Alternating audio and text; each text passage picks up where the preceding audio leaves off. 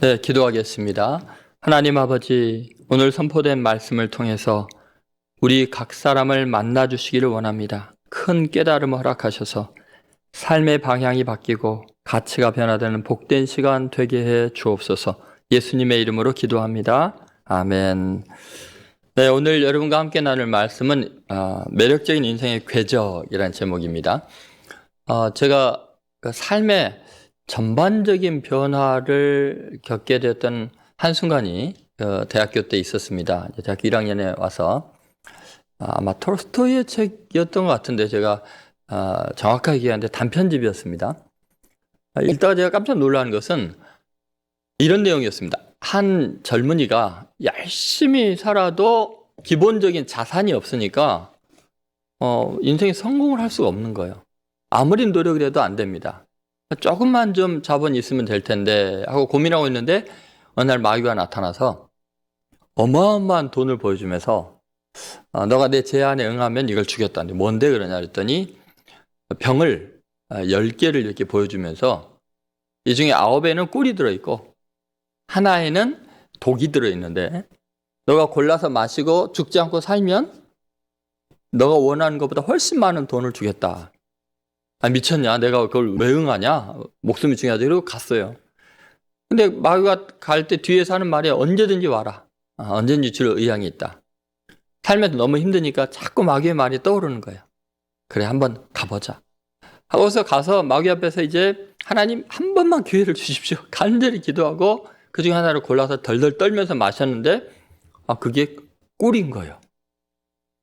내가 이겼다 이 마귀 이놈아 빨리 돈 달라 그랬더니 마귀가 아낌없이 돈을 다 주는 거예요. 주면서 하는 말이 돌아가고 있는데 뒤에서 이런 말 하는 거예요. 돈 떨어지면 다시 와라. 그때는 더블로 줄게. 절대로 안 온다 이놈아 하고 갔는데 쉽게 번 돈이 쉽게 없어지잖아요. 자꾸 더블로 줄게 이 말이 생각이 나가지고 결국은 또 가게 됩니다. 이렇게 반복해서 가기를 8번을 갔고요. 나이가 이제 많이 들었습니다. 이제 뭐 2개가 딱 남았는데 독약 마시고 주구나 늙어 주구나 그냥 에라 모르겠다 하고서 가서 기도도 안 하고 그냥 하나 딱 잡고서 마셨는데 그게 꿀인 거예요. 이놈아 내가 끝까지 이겼다 이놈아 돈 내놓으라 하니까 마귀가 씩 웃으면서 하는 말이 너 정말 이겼다고 생각하냐? 너의 인생 전체를 내 돈으로 내가 사지 않았냐? 너는 평생을 내 돈만 바라보고 인생을 다 탕진하지 않았냐? 의미도 가치도 추구하지 못하고 나는 내 돈으로 네 영혼을 샀다. 제가 그걸 읽으면서 2가지 면에서 충격을 받았어요. 한 가지는 그동안 내가 자라오면서 받았던 그 삶의 성공의 개념은 경쟁에서 이기는 거였거든요. 이기면 성공이라고 생각했는데 이겨도 망할 수 있다는 걸 알았어요. 한번 생각해 보세요. 2번째로 깨달은 건 이런 거죠.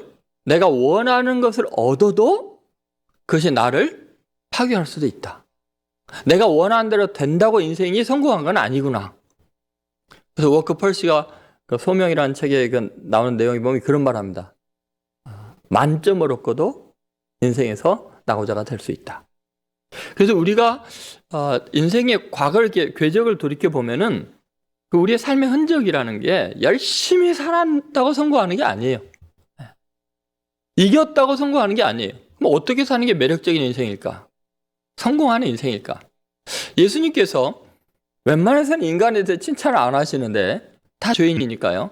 근데 한 사람에 대해서는 극찬을 하시죠. 그 오늘 본문에 나오는 세례 요한입니다. 여자가 낳은 자 중에 이보다 큰 자가 없다. 얼마나 엄청난 칭찬입니까?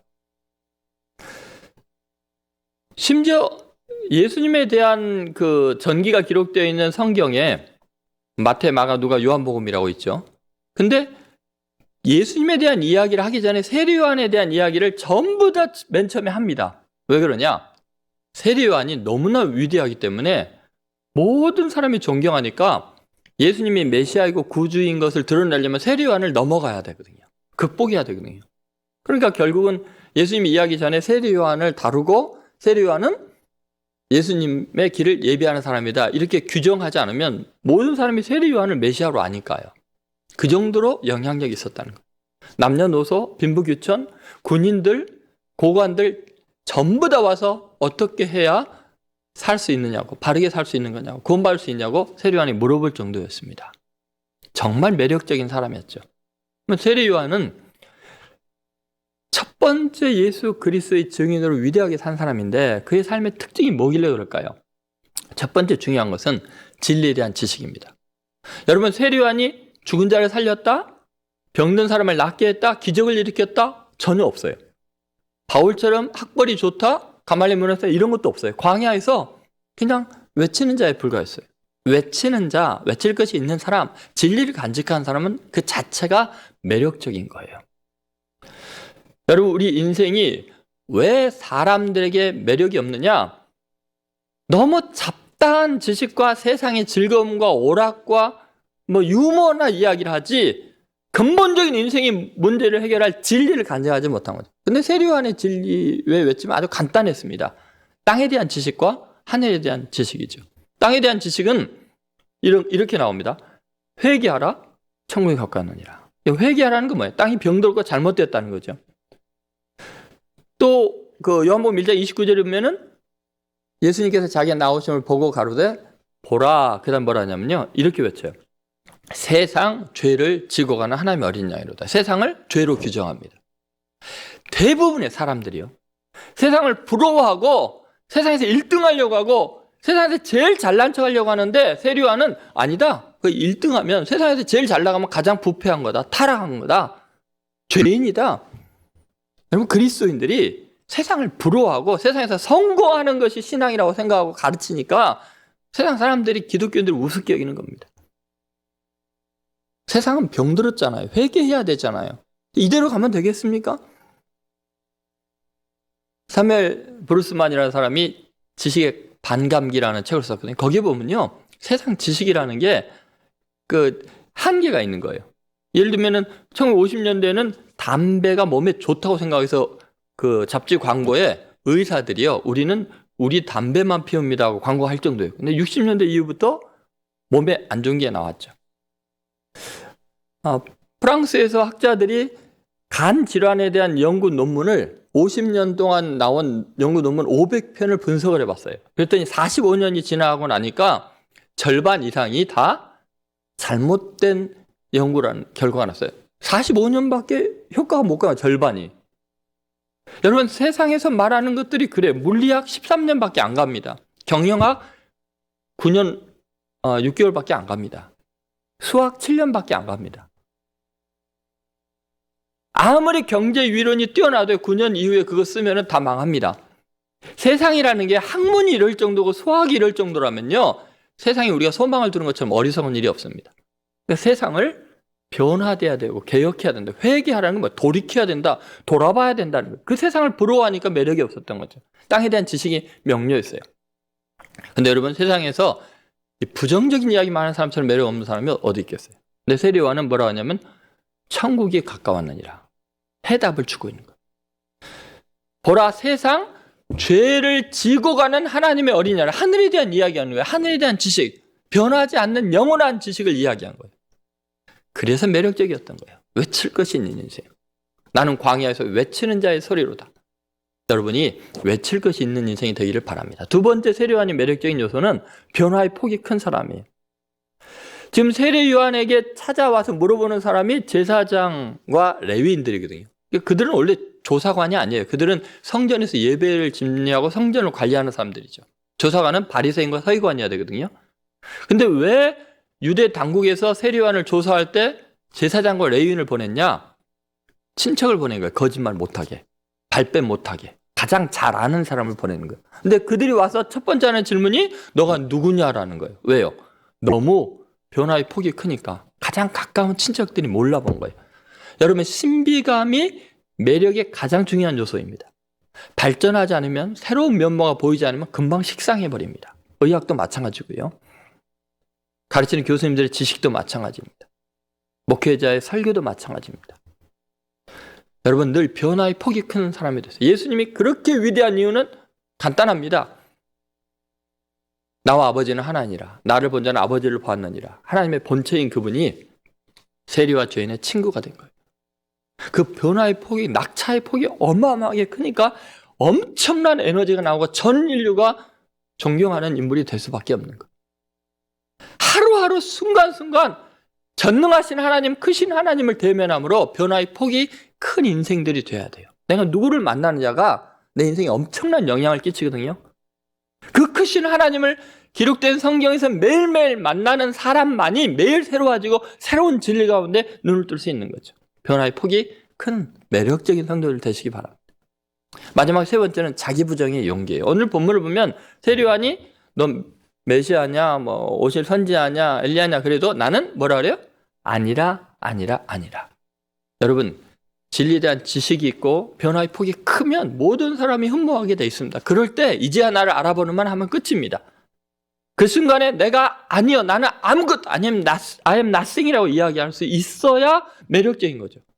여러분, 그동안 한국 사회의 발전상 그리고 한국 교회가 전 세계에서 가장 큰 교회들로 선교에 엄청난 영향을 끼치는데 위대하게 쓰임받은 사람들이 있습니다.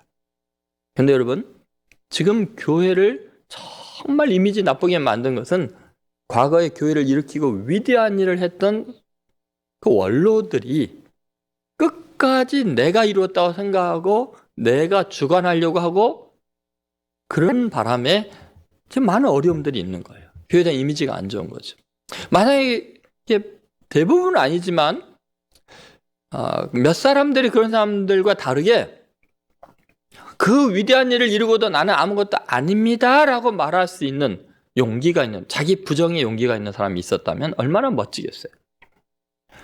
여러분은 한 공동체를 섬기면서, 교회를 섬기면서, 가정에서, 직장에서요, 자기 부정의 용기를 마지막 말을 할 수 있어야 돼요. 다 칭찬해도 나는 아무것도 아닙니다. 여러분, 한 왕에게 아야즈라는 노예가 있었어요. 많은 노예 중에서 한 명을 추렸는데 시종으로 쓰고 있는데 너무 맑고 밝은 거예요, 사람이. 노예로 쓰기가 너무 아까운 거예요. 대화를 나누니까 너무 지혜롭고 겸손한 거예요. 그래서 그의 직분을 계속 높여줍니다. 나중에는 그 국가의 가장 중요한 보물을 관리하는 자리까지 앉히죠. 그랬더니 시기하기 시작했어요. 왕이 보물을 훔쳐간다고. 증거를 대라 그랬더니 사람들이 왕을 그 보물 창고 옆에 방에 데려갔고 구멍을 뚫어놓고 아니다 들리게 한 거예요. 왕이 깜짝 놀랐어요. 왕이 지시를 해야만 그 보물 창고를 열고 들어올 수 있는데 지시도 하는데 정말 들어오는 거예요. 대신들의 말처럼. 너무 충격을 받았고 안을 보고 있는데 아야즈가 가장 중요한 보물함을 열더니 거기에서 자기가 왕궁에 처음에 불려왔을 때 입었던 노예복을 꺼내는 거예요. 그리고는 보물단처럼 여기면서 왕이 준 관복을 벗고 노예복을 입고 거울 앞에 서더니 이렇게 말하는 거예요. 아야즈, 이게 본래 너 모습이야. 너가 왕의 친구처럼 이렇게 좋고 화려한 일 입고 왕궁에 지낼 수 있는 것은 너가 잘나서가 아니라 왕의 은혜였다는 걸 잊지 마라. 너가 아니라 왕의 은혜야. 그 말을 듣고 왕이 너무나 충격을 받죠. 아야즈가 나오니까 왕이 아야즈를 끌어안고 그런 말합니다. 우리 모두가 전능하신 하나님 앞에 서면 한갓 죄인에 불과한데 모든 사람이 자네에게 배워야겠네. 사람들이 자네가 내 보물을 훔쳐간다고 말하던데 내가 와서 보니까 자네가 훔쳐간 것은 내 마음이야. 여러분, 우리는 사람의 마음을 훔칠 수 있는 사람이 돼야 돼요. 매력적인 인생의 궤적을 남길 수 있는 사람이 돼야 돼요. 아니, 왕이신 하나님의 마음을 사로잡는 자기 부정의 용기가 있는 사람이 돼야 됩니다. 진리에 대한 지식을 간직하시고 외칠 것이 있는 사람, 신비감 있는 변화의 폭이 큰 사람들이 되시고 끝까지 자기를 부인하고 하나님께 영광 돌리는 위대한 사람들 되시기 바랍니다. 사도 바울처럼 고린도전서 15장 10절에 내가 다른 모든 사도보다 더 많이 수고했으나 내가 아니요 오직 나와 함께 하신 하나님의 은혜로라. 오직 하나님께 영광 돌리는 매력적인 인생의 궤적을 남기시기를 주의 이름으로 축원드립니다. 기도하겠습니다. 하나님 아버지, 오늘 선포된 말씀대로 외칠 것이 있는 인생이 되게 하시고 변화의 폭이 큰 인생이 되게 하시고 자기 부정의 용기가 있어서 매력적인 인생의 궤적을 남기도록 우리에게 은혜 베풀어 주옵소서. 예수님의 이름으로 기도드립니다. 아멘.